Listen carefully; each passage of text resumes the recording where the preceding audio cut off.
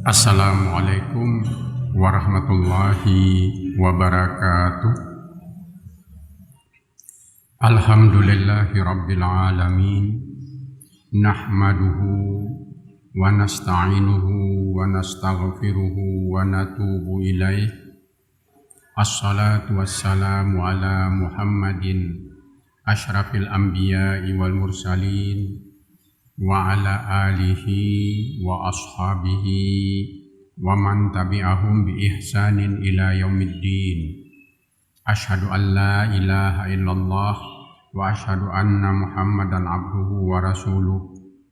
Ibadallah, usikum wa iyaya bitaqwallah, faqad fazal muttaqun. Qala Allah ta'ala fil Qur'anil azim, a'udzu billahi minasy syaithanir rajim. Ya ayyuhalladzina amanu taqullaha wal tandur nafsum ma qaddamat lighad wattaqullaha innallaha khabirum bima ta'malun. Hadirin jamaah salat Jumat yang dirahmati Allah, pertama-tama marilah kita mengucapkan puji, mengucapkan syukur kehadirat Allah Subhanahu wa Ta'ala atas segala karunia, segala rahmat, segala nikmat yang diberikan Allah kepada kita. Ada nikmat yang tidak kita sadari, seperti kesehatan dan kelapangan. Ada nikmat yang kita doakan dan ada nikmat yang kita usahakan. Untuk semua itu kita ucapkan puji, kita ucapkan syukur kehadirat Allah Subhanahu wa Ta'ala.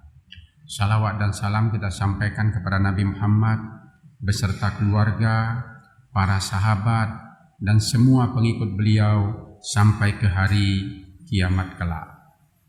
Allah dan malaikat di dalam Al-Quran bersalawat kepada Nabi. Kita sebagai umat Islam diminta juga agar bersalawat selalu kepada Rasulullah. Kalau ada kesempatan di mana saja ada kelapangan, ucapkanlah salawat, baik secara keras ataupun di dalam hati. Hadirin, pada kesempatan singkat khutbah ini, khatib telah membacakan satu ayat dari surat Al-Hasyr yang maknanya lebih kurang, wahai orang-orang yang beriman, bertakwalah kepada Allah Subhanahu wa Ta'ala, dan hendaklah setiap orang mempersiapkan apa yang akan dilakukan pada masa yang akan datang. Bertakwalah kepada Allah, sesungguhnya Allah mengetahui apa yang kalian kerjakan. Rasulullah adalah teladan. Rasulullah adalah uswah hasanah bagi kita semua. Rasulullah memberikan contoh, memberikan ajaran yang sangat diminta untuk kita ikuti. Ada ajaran beliau di bidang agama, di bidang ibadah. Ini kita harus ikuti sesuai dengan perintah beliau. Kalau diperintahkan wajib dikerjakan, maka kita kerjakan. Kalau diperintahkan sunat dikerjakan, sebaiknya tetap kita kerjakan. Bahkan ada perilaku Nabi yang tidak diminta kita ikuti. Tetapi kalau kita ikuti, walaupun tidak disuruh, kita akan tetap mendapat pahala karena kita mengikuti kebiasaan atau apa yang dilakukan oleh Nabi tersebut. Dalam Al-Quran disebutkan di surat Al-Ahzab, a'udzubillahi minasyaitonirrajim, laqad kana lakum fi rasulillahi uswatun hasanatun liman kana yarjullaha wal yawmal akhir wa dzakarallaha katsira.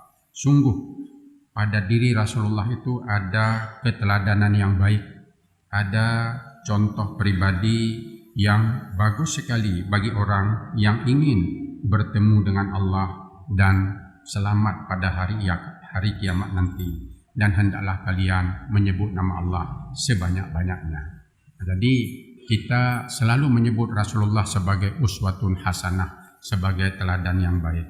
Pada kesempatan ini khatib ingin mengulas salah satu teladan Rasulullah yang sebaiknya kita ikuti yang diminta untuk kita ikuti, yang perlu kita pikirkan, kita renungkan untuk bisa kita ikuti adalah membuat perencanaan. Dalam ayat yang pertama tadi disebutkan wal tandur nafsum ma qaddamat lighat, dan hendaklah setiap orang merencanakan, mempersiapkan apa yang akan dia lakukan pada masa yang akan datang.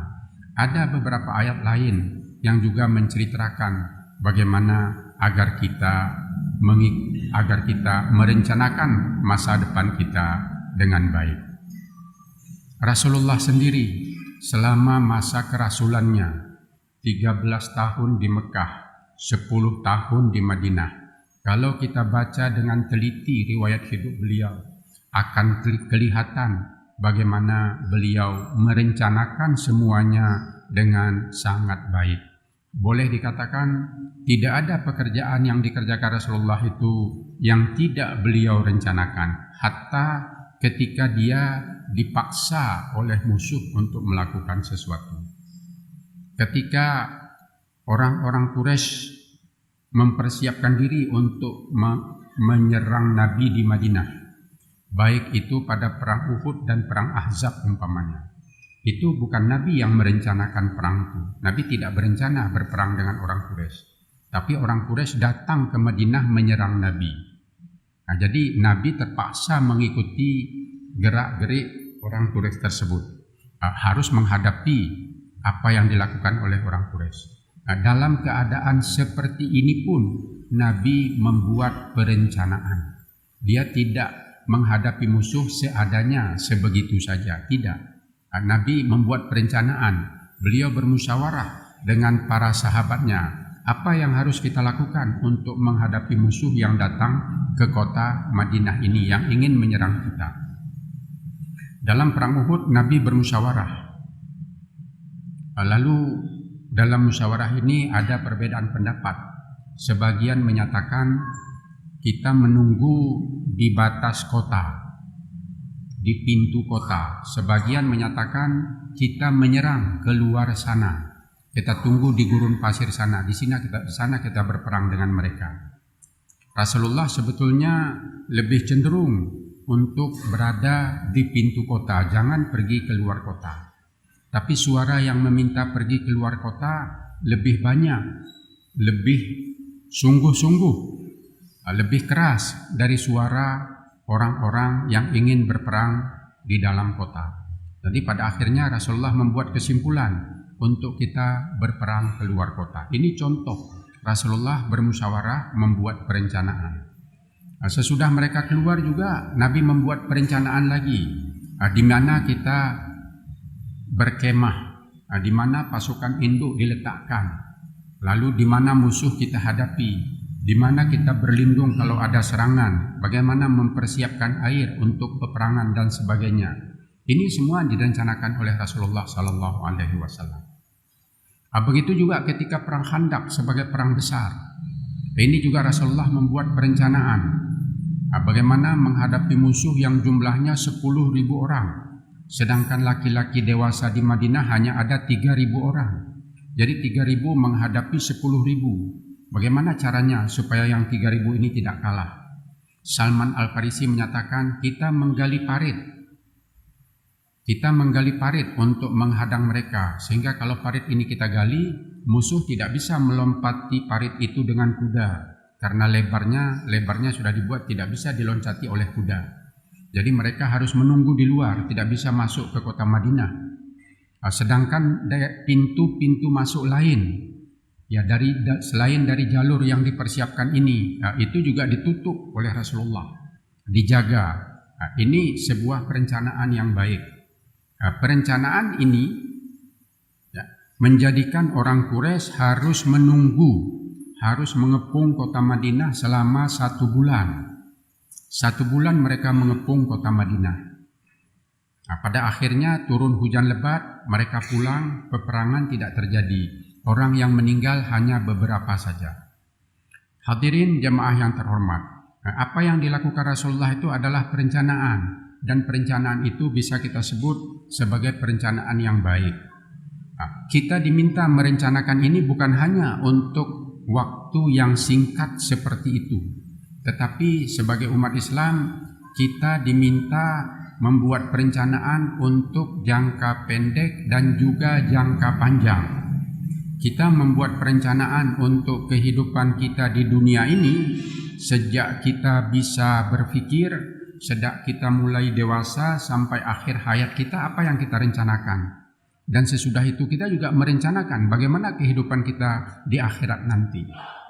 Kalau kita ingin berbahagia di akhirat nanti, itu harus kita rencanakan, kita berbuat, kita harus membawa bekal untuk di akhirat nanti dalam bentuk simpanan pahala, tabungan kebaikan, dan hal-hal yang bermanfaat yang oleh Allah diperintahkan atau dinyatakan sebagai bekal di akhirat nanti.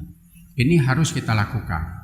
Kalau ini kita jabarkan lebih lanjut, kita mungkin bisa berkata, apa yang akan kita rencanakan umpamanya bagi seorang pemuda pada umur 40 tahun, pada umur 50 tahun, pada umur 60 tahun nanti, bagaimana? Apa yang akan kejadian? Apa yang sudah kita capai? Bagaimana keadaannya? Mungkin juga bagi yang lebih muda lagi, berencana kapan menikah, apa persiapannya? Bagaimana kalau nanti sudah mempunyai anak-anak dan seterusnya? Bagaimana pekerjaan? Bagaimana penghasilan? Dan yang lebih penting dari itu, bagaimana pendidikan? Ini semuanya kalau kita lihat dari kehidupan Rasulullah, itu direncanakan, tidak sekedar dijalani menurut apa adanya. Tadi kalau di surat Ad-Duha itu disebutkan Wad-duha wal-laili idza saja ma wadda'aka rabbuka wa ma qala walal akhiratu khairul laka minal ula. Walal akhiratu khairul laka minal ula. Dan ujung kehidupanmu nanti, baik di dunia ini dan juga ujung kehidupanmu nanti di akhirat, itu mesti lebih baik dari awal kehidupanmu.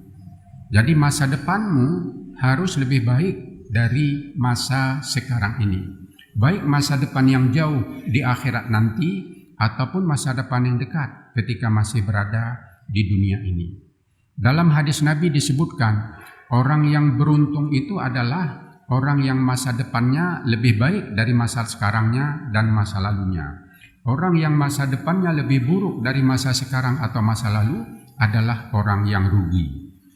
Untuk memperoleh masa depan yang baik, ini tentu mesti kita rencanakan.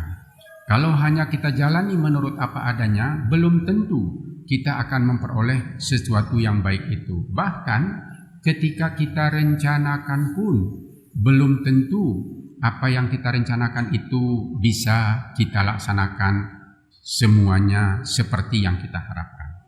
Dan kalau apa yang kita rencanakan tidak berhasil kita wujudkan, kita sudah terlepas dari kewajiban berencana ini. Yang menentukan itu semuanya Allah Subhanahu wa Ta'ala. Jadi gagal atau berhasil adalah takdir dari Allah Subhanahu wa Ta'ala, dan itu di luar kemampuan kita. Hadirin jamaah salat Jumat yang dirahmati Allah, Rasulullah dalam kehidupannya seperti saya sebutkan tadi membuat perencanaan. Kalau umpamanya ini kita lihat secara lebih detail atau yang lebih sering diceritakan di dalam ceramah-ceramah adalah perencanaan Nabi ketika melakukan hijrah ke Madinah. Beliau mempersiapkan unta, Abu Bakar mempersiapkan unta, lalu Rasulullah dan Abu Bakar masuk ke dalam gua, tinggal di dalam gua beberapa lama. Asma kakak Aisyah mengantar makanan. Ini tidak mungkin terjadi begitu saja kalau tidak direncanakan. Bagaimana Asma tahu Rasulullah ada di gua itu kalau dia sebelumnya tidak diberitahu? Bagaimana budak atau pelayan Abu Bakar mengetahui di mana unta dan dombanya mesti digiring, mesti digembalakan supaya jejak Nabi itu hilang kalau ini sebelumnya tidak direncanakan? Nabi kalau pergi hijrah ke Madinah harusnya ke utara, tapi gua Sur ya di Jabal Nur, gua Sur di Jabal Sur itu ada di tenggara kota Mekah, sedangkan Nabi harusnya pergi ke utara. Jadi Nabi untuk mengelabui orang Quraisy, dia pergi ke Tenggara lebih dahulu, bermalam di sana beberapa malam, baru meneruskan perjalanannya ke utara. Ini tentu memerlukan perencanaan yang sangat matang. Siapa yang mengantar makanan, siapa yang memberitahu orang Quraisy sudah tidak mencari Nabi lagi, siapa yang menjadi penunjuk jalan dari Mekah ke Madinah, karena Nabi menempuh bukan jalan yang biasa dilalui orang. Kalau Nabi lewat jalan yang biasa dilalui orang, mungkin akan bertemu dengan seseorang di jalan, kabar ini akan sampai ke Mekah. Orang Mekah akan mengejar Nabi dan membunuhnya, karena orang yang membunuh Nabi sudah diberi hadiah, diberi janji akan dikasih 100 ekor unta. Jadi rencananya seperti itu. Jadi Nabi bersembunyi. Kadang-kadang Nabi hanya berjalan pada malam hari, tidak berjalan pada siang hari untuk menghilangkan jejak, untuk tidak dilihat oleh orang-orang. Ini semuanya tentu direncanakan dan mungkin ini sudah pernah kita dengar. Hadirin jamaah salat Jumat yang dirahmati Allah. Jadi kalau hal ini kita kembalikan kepada Al-Quran dan hadis, maka hidup kita sebagai muslim hendaklah kita rencanakan dengan baik. Kita buat persiapan-persiapan seperti tadi sudah saya katakan. Kita hendaklah berusaha agar kita mempunyai bekal sesudah kita tua, ketika kita tidak bisa berusaha nanti.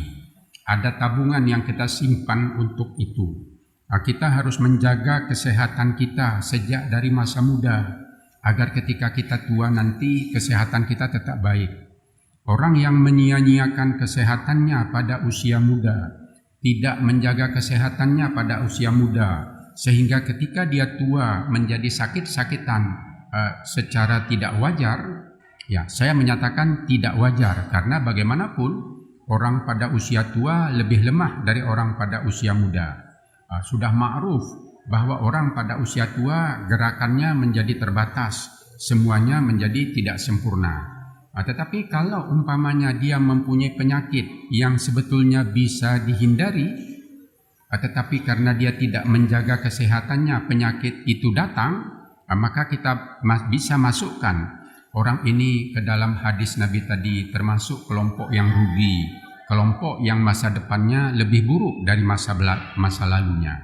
Jadi ini penting kita lakukan. Kadang-kadang kita tidak menghiraukan itu. Ketika kita sehat, ketika kita kuat, ketika kita punya waktu, ketika kita punya kesempatan, kita menggunakannya secara royal, secara mubazir, secara sia-sia.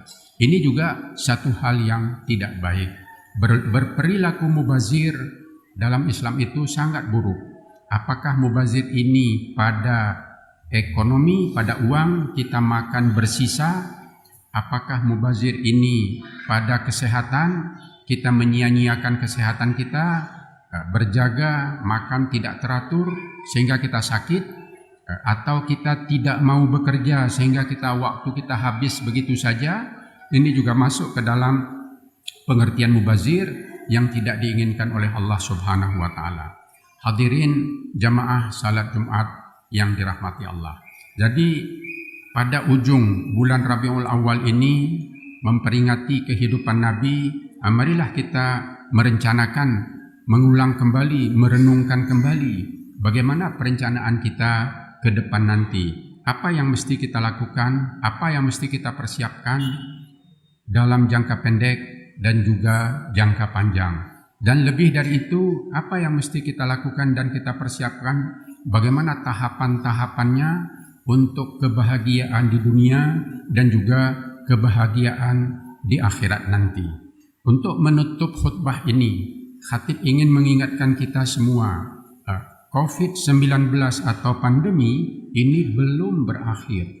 Jadi walaupun alhamdulillah kita, pemerintah sudah memberi kelapangan kepada kita untuk berinteraksi, pembatasan-pembatasan sudah dikurangi sedemikian rupa, tetapi kita harus sadar penyakit ini belum berakhir. Kemungkinan akan menular lagi pada masa depan sangat besar dan tidak bisa diprediksi atau diramalkan oleh para ilmuwan. Penyakit ini merupakan penyakit baru yang belum diketahui secara sempurna. Jadi mungkin saja nanti akan terjadi sesuatu di luar dugaan.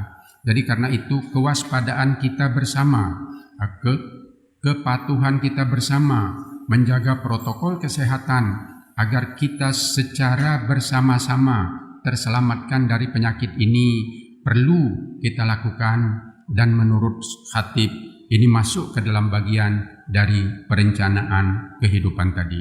Barakallahu li wa lakum fil Qur'anil azim wa nafa'ani wa iyyakum bima fihi minal ayati wa dzikril hakim wa taqabbala minni wa minkum tilawatahu innahu huwas samiul alim.